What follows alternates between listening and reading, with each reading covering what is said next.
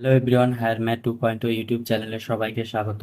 আজকে আমরা আলোচনা করব রিয়াল অ্যানালাইসিস সম্পর্কে, যেটা ডাব্লিউবি সেট এবং সিএসআর এর নেটের যে সিলেবাস রয়েছে তার জন্য খুবই গুরুত্বপূর্ণ। ডাব্লিউবি সেটের ফর্ম ইতিমধ্যেই রিলিজ হয়ে গেছে, যারা ফর্ম ফিল আপ করনি অতি অবশ্যই সে ফর্ম ফিল আপটি পূরণ করে নিও। এবার আমরা সেই ওয়ান শট সিরিজ পরপর রিয়াল অ্যানালাইসিসের যে টপিক রয়েছে সেগুলো আমরা পরপর আপলোড করব।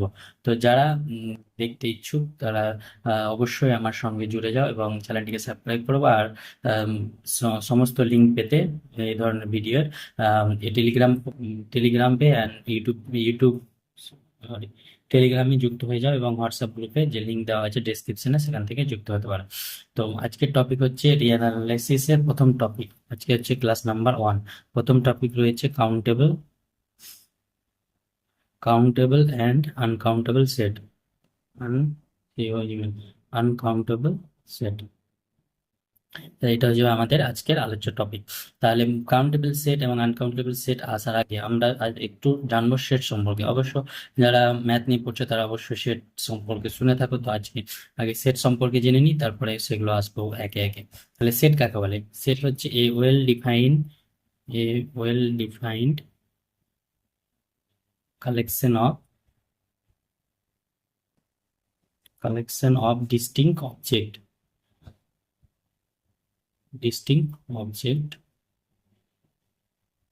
ইজ কল্ড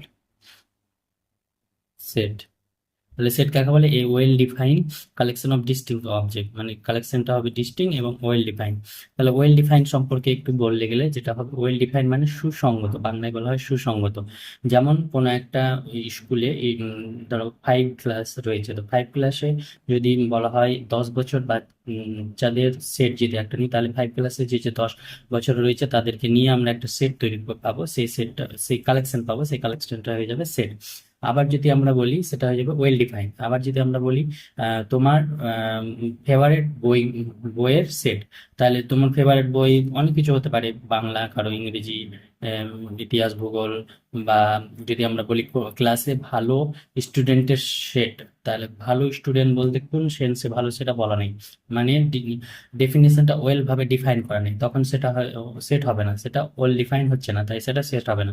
তাহলে সেট হতে গেলে অবশ্যই ওয়েল ডিফাইন হতে হবে আর ডিস্টিং হতে হবে। মানে আমরা যেগুলো পড়ে এসেছি আগে, ন্যাচারাল নাম্বার এর সেট, ইন্টিজারের সেট। ন্যাচারাল নাম্বারের সেট কি হবে? 1 থেকে শুরু, 1 2 3 এভাবে চলতে থাকবে। দেখো কোনো টার্ম রিপিট হবে না, সবগুলো টার্ম ডিস্টিং এবং একটা ওয়েল ডিফাইন আকারে থাকছে। তাহলে সেটা হয়ে যাবে সেট। তাহলে natural number set, integer, real number, এগুলো একটা সেট। তাহলে সেট হয়ে গেল। এবার আমরা কার্ডিনালিটি অফ সেট। কোনো সেটে যতগুলি সেটের নাম্বারে এলিমেন্ট থাকবে সেটা তার কার্ডিনালিটি। যেমন এস একটা সেট, 1 2 3 4, তাহলে এস এর কার্ডিনালিটিকে আমরা এইভাবে চিহ্ন করি। তাহলে এস এর কার্ডিনালিটি কটা এলিমেন্ট আছে? 1 2 3 4টা। তাহলে এস এর কার্ডিনালিটি 4। যেমন আরেকটা সেট পি, একটা সেট নিলাম A B C D, তাহলে পি এর কার্ডিনালিটি কত? পি এর কার্ডিনালিটি অফ 4, কারণ এই 4টা এলিমেন্ট আছে, 1 2 3 4। কার্ডিনালিটি অফ সেট মানে হচ্ছে সেটে যতগুলো এলিমেন্ট সংখ্যা আসবে সেটা তার কার্ডিনালিটি। আর যদি সেট এর ন্যাচারাল নাম্বার, এর কার্ডিনালিটি তো গোনা যাবে না, মানে ইনফিনিট চলতে থাকবে কারণ, তাহলে সেই তার কার্ডিনালিটি হয়ে যাবে আলিফ নট। তাহলে এর কার্ডিনালিটি হয়ে যাবে আলিফ নট, এটাকে আমরা এই চিহ্নিত করি আলিফ নট দিয়ে। তাহলে কার্ডিনালিটি হলো। এবার আমরা আসবো subset.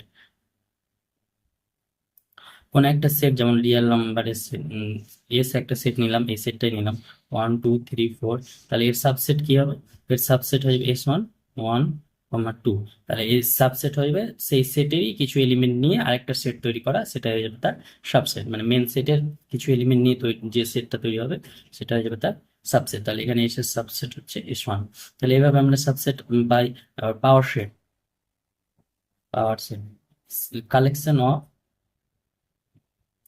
Collection of all subset. তাহলে যে এস থেকে যতগুলো সাবসেট পাবো তার কালেকশনটা হয়ে যাবে, সেটা হয়ে যাবে পাওয়ার সেট। এর পাওয়ার সেটের cardinality of power set is equal to 2 to the power n। Two to the power n, n মানে হচ্ছে সেটের যতগুলো নাম্বার থাকে, two to the power n মানে এসে এখানে চারটা চারটা এলিমেন্ট আছে, তাহলে এর পাওয়ার সেট হয়ে যাবে, পাওয়ার সেটের কার্ডিনাল হয়ে যাবে two to the power four. বুঝতে পেরেছো? এর পাওয়ার সেটের কার্ডিনাল হয়ে যাবে two to the power four. এভাবে আমরা কার্ডিনালিটি ডিনোট করি। এবার আমরা আসবো আস্তে আস্তে, আমরা কাউন্টেবিলিটির দিকে আসার আগে আমরা একটা ডেফিনিশন জানবো, সেটা হয়ে যাবে similar set. Similar set, similar set কাকে বলে?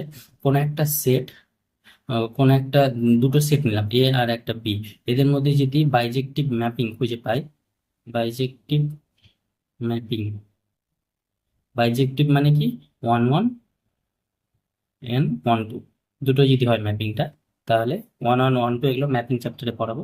তখন তোমরা তো অবশ্যই জানো, আর যদি না জানো তো একটু দেখে নিবে বই থেকে, আর যদি যখন ম্যাপিং চ্যাপ্টারে পড়াবো তখন এগুলো বলবো। তাহলে এ টু বি একটা বাইজেক্টিভ ম্যাপিং যদি ফর্ম করে, তাহলে এ সিমিলার টু বি বলা হবে। তাহলে এ কে বলা হবে বি এর সিমিলার, সিমিলার সেট। যখন সেটে বাইজেক্টিভ ম্যাপিং পাবো তখন সেটা বলা হয় সিমিলার সেট। এবার এইখান থেকে আমরা আসছি কাউন্টেবল আর আনকাউন্টেবল এর ডেফিনেশন। তাহলে কাউন্টেবল ডেফিনেশন কি? কাউন্টেবল সেট, কাউন্টেবল সেট দু ধরনের হয়, একটা হচ্ছে ফাইনাইট, এটাকে বলা হয় ফাইনাইটলি কাউন্টেবল, আর একটা হচ্ছে ইনফাইনাইট, যেটাকে বলা হয় ইনফাইনাইট। ফাইনাইট কাউন্টেবল মানে যে কোনো ফাইনাইট সেটই কাউন্টেবল। যেমন এস, এই সেটটা নিয়েছি, ওয়ান টু থ্রি ফোর, তাহলে এই সেটটা এলিমেন্ট সংখ্যা গোনা যাচ্ছে, মানে কাউন্ট করা যাচ্ছে, তাই সেটা কাউন্টেবল। যখন কিন্তু একটা সেট অফ ন্যাচারাল নাম্বার, এক্ষেত্রে তো একে গোনা যাবে না, তখন আমরা কি করে এটা প্রুভ করবো কাউন্টেবল?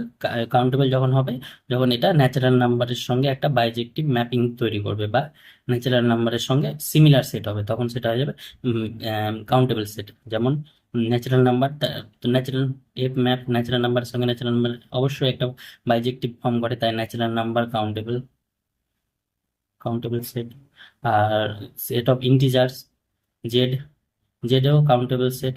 কারণ একটা দেয়ার এক্সিস্ট, সিমিলার মানে দেয়ার এক্সিস্ট এ বাইজেক্টিভ ম্যাপিং, না একটা বাইজেক্টিভ ম্যাপিং পেলেই সেটা কাউন্টেবল সেট।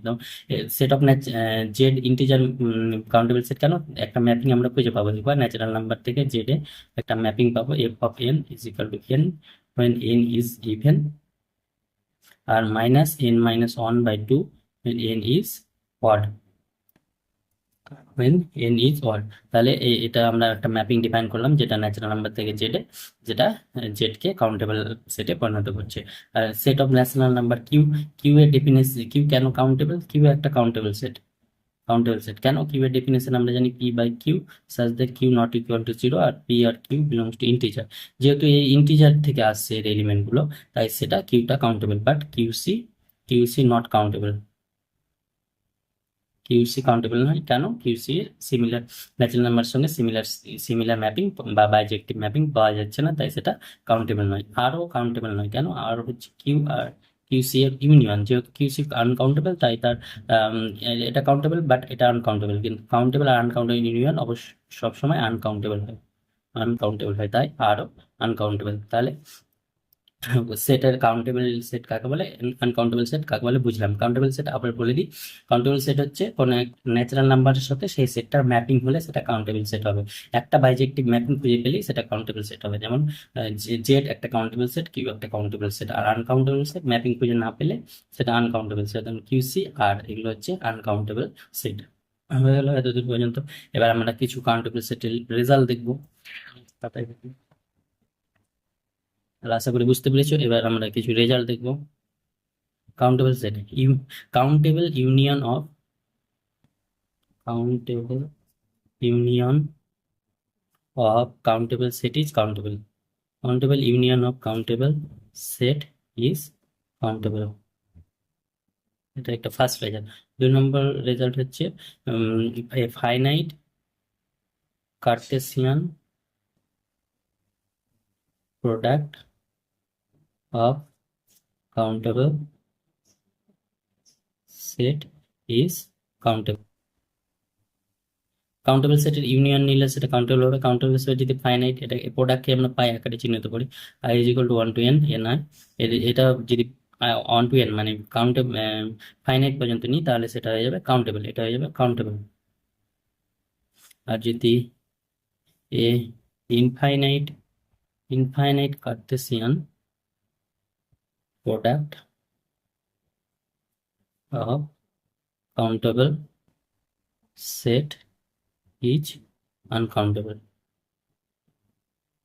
যদি প্রোডাক্টটা যদি ইনফাইনাইট নিয়ে নেই তাহলে সেটা হয়ে যাবে আনকাউন্টেবল, সেই সেটটা হয়ে যাবে আনকাউন্টেবল সেট। তাহলে কাউন্টেবল সেট রেজাল্ট, আমরা কাউন্টেবল সেট আনকাউন্টেবল সেট আগে বললাম। এবার আমরা কয়েকটা কোয়েশ্চেন করবো এখান থেকে, তাহলে তোমাদের আরো ক্লিয়ার হয়ে যাবে। তাহলে একটা কোয়েশ্চেন লিখি, which of the following set is countable. চারটা অপশন ধরে দেওয়া আছে, ন্যাচারাল নাম্বার, বি হচ্ছে রিয়েল নাম্বার, সি হচ্ছে কিউ অফ সি, ডি হচ্ছে নান। তাহলে which of the following is countable set, set of natural number এটা কাউন্টেবল সেট হবে, আর কাউন্টেবল নয় কারণ আমরা আগে আলোচনা করলাম কিউসি কাউন্টেবল নয়, ডি তো হবে না, তাহলে এ এটা হবে। আরেকটা যদি আমরা কোশ্চেন দিই, which of the following set is uncountable. এরকম ধরনের প্রশ্ন আসতে পারে তোমাদের, চারটা সেট দিয়ে দিল।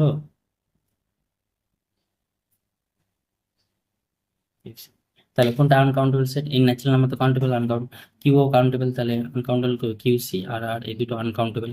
আর আরো এরকম ধরো কোশ্চেন দিয়ে দিল, which of the following set is uncountable. যে তোমাকে চারটা অপশন দিয়ে দিল, এ এ হচ্ছে x belongs to r such that log x is equal to p by q for some p comma q belongs to natural number।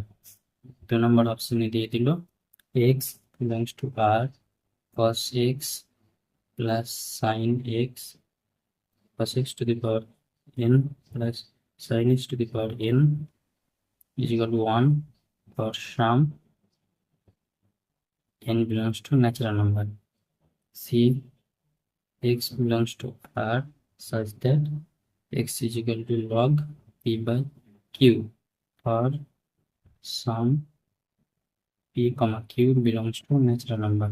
আরেকটা 4 নম্বর option দিয়ে দিল, x belongs to r such that cos x is equal to p by q for some p by q belongs to natural number। এটা তোমাদের homework থাকলো HW. এটা তোমার অ্যান্সারটা কমেন্টে সেকশনে জানাবে যেটা পারবে, আর যদি না পারো তাহলে আমরা পরবর্তী যে নেক্সট ক্লাস 2 হবে সেখানে আগে এই কোশ্চেনটা আলোচনা করবো আর অ্যান্সারটা বলে দেবো। আর যে পারো তার নাম আমি পরবর্তী ভিডিওতে তার যে অ্যান্সার দিবে কমেন্ট বক্সে তাদের নাম আমি বলবো। আর তো দেখা হচ্ছে নেক্সট ভিডিও। আজ আশা করি এই পর্যন্ত বুঝতে পেরেছো। Thank you ball.